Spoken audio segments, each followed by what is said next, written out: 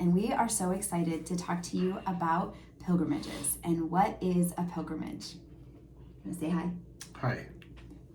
So we're going to start off with the definition of pilgrimage. A pilgrimage is a journey to a sacred place or shrine. Ben, when I read off that definition of pilgrimage, what do you think of?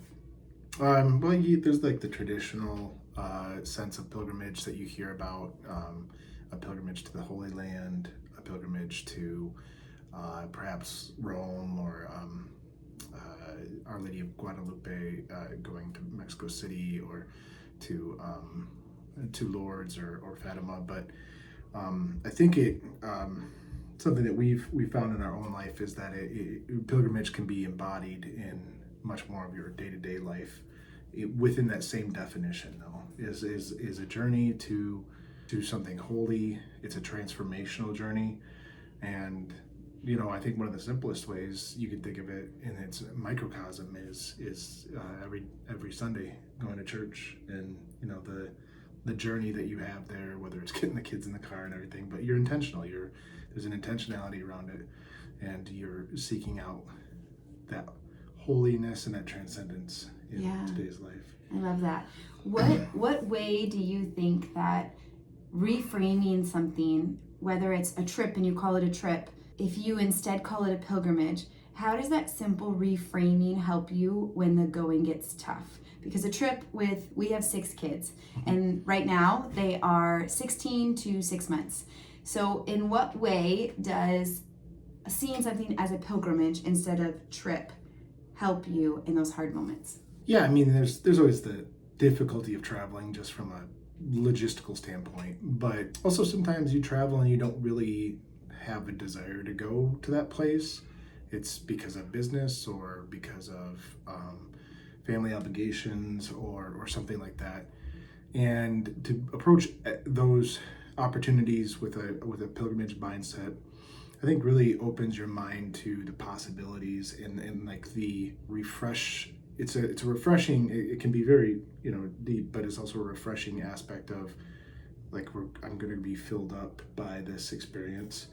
And I think even like the stuff around like the travel, like you're in the car, you have a tendency to maybe pull out the rosary with the family a little bit. It comes a little bit more to mind as you're traveling because you've thought of it in that way.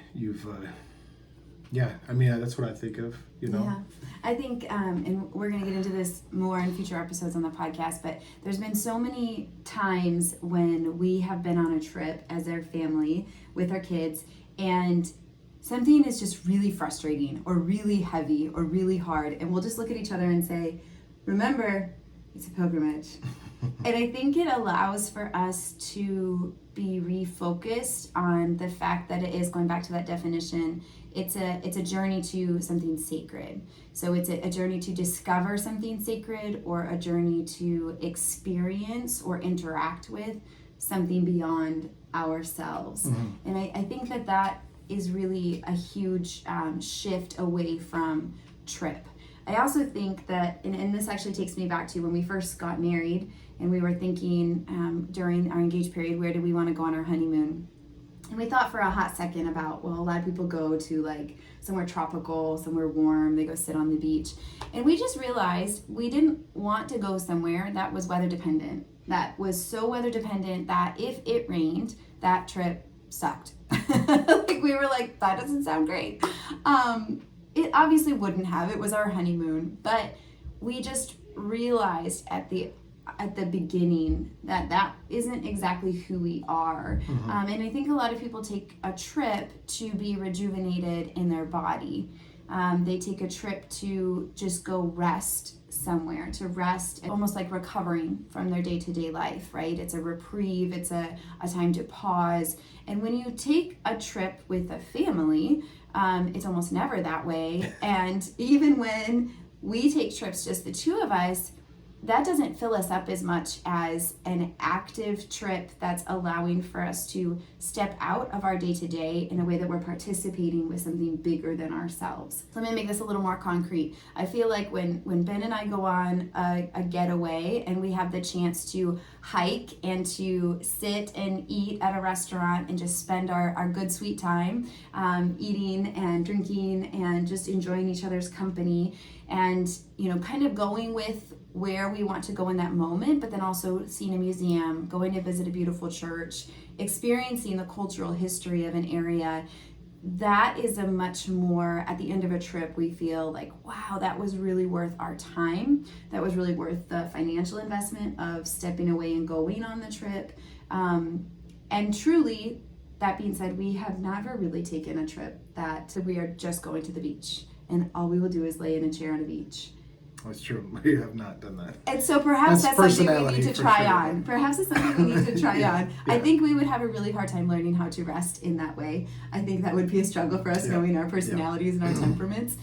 That being said, I think it's just a totally different way of looking at travel and experiencing the world and experiencing these different things that the Lord has given us to also discover and to participate in the church as a whole. So let me ask you that. When you think about the definition of pilgrimage that we talked about, journeying to a sacred place or shrine, how does that allow for us to see the ways that we are a part of something that in our day-to-day we don't get to encounter? Yeah, I think we all are on a spiritual journey and try to incorporate that into our daily life, right? But routine is routine, and it will become mundane, even if it's something, or there's a struggle to keep it from becoming mundane in your day-to-day, right? So maybe you attend daily mass once a week, but it's every Tuesday, and that's great. That's a very important part of cultivating your your spirituality and your relationship with God. Really, the pilgrimage part is so critical for making time special for God.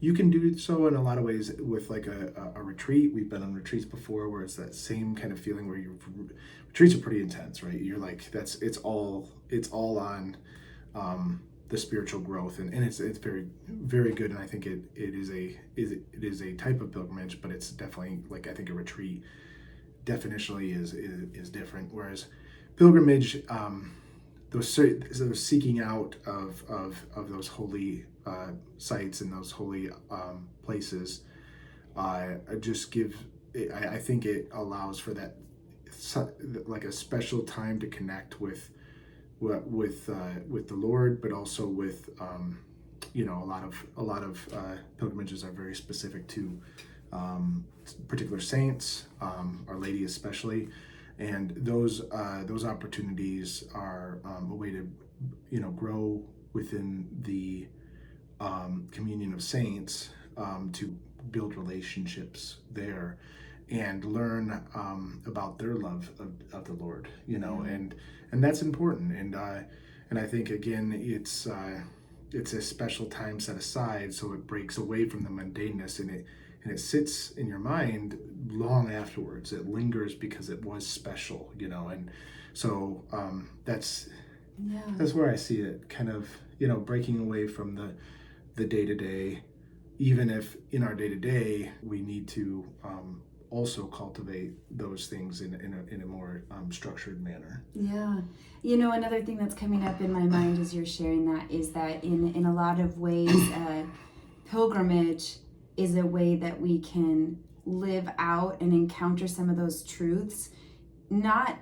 It's very similar to the way that we would if we were to read a spiritual reading book, right? If we read a book of the story of a saint, and we know the importance of doing that, of interacting with the saints in books and, incorporating our spiritual growth into our day-to-day. But when you go to these places and you walk in the footsteps of saints, there's a relationship built with that saint, but also a way that that learning goes so deep because we've tasted it and we've touched it and we've been physically present there. It's appealed to all of our senses, not just words on paper coming into our brain, which is very powerful and very profound, but it just allows for a deeper amount of memory, and it allows for us to interact with that differently than if it was just. And it makes those saints, if you it's a shrine or a holy place of a particular saint, it makes those saints much more tangible.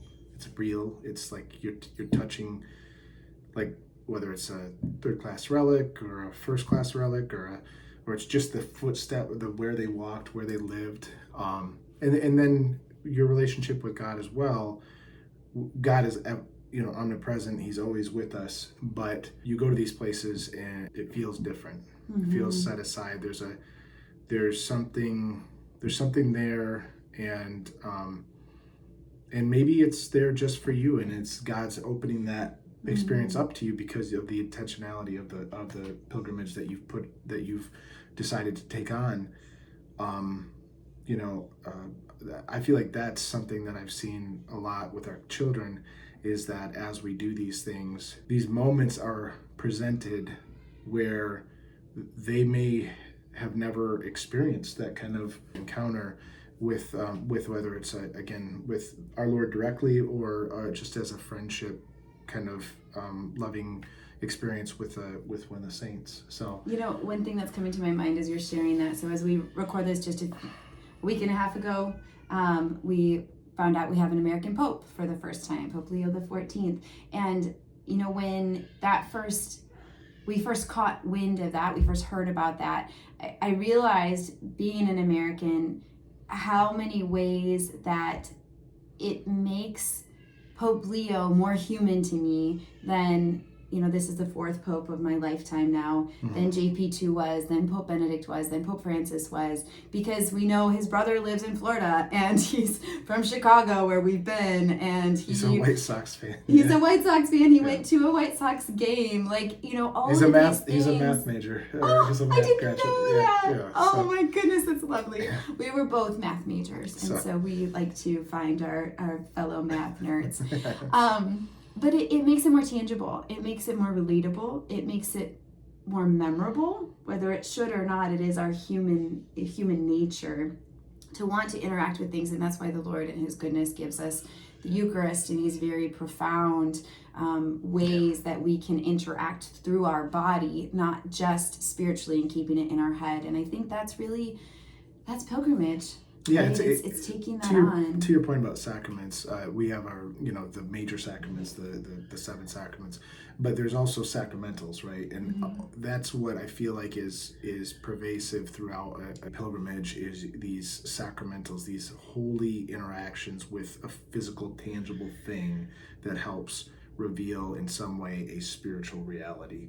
It's special. And I think it's a great thing that we've always had in our hearts, but we're starting to kind of crystallize and understand more and more how we want to apply that into our own lives and our family. Yeah. So we hope you enjoy this journey with us as we start to talk more about pilgrimage and bring others on to talk with us about pilgrimage and share some really amazing things the Lord has done in our hearts and minds and our family on pilgrimages we have been blessed to take. And I hope that this will bless you the way that it has already blessed us in our marriage and in our family.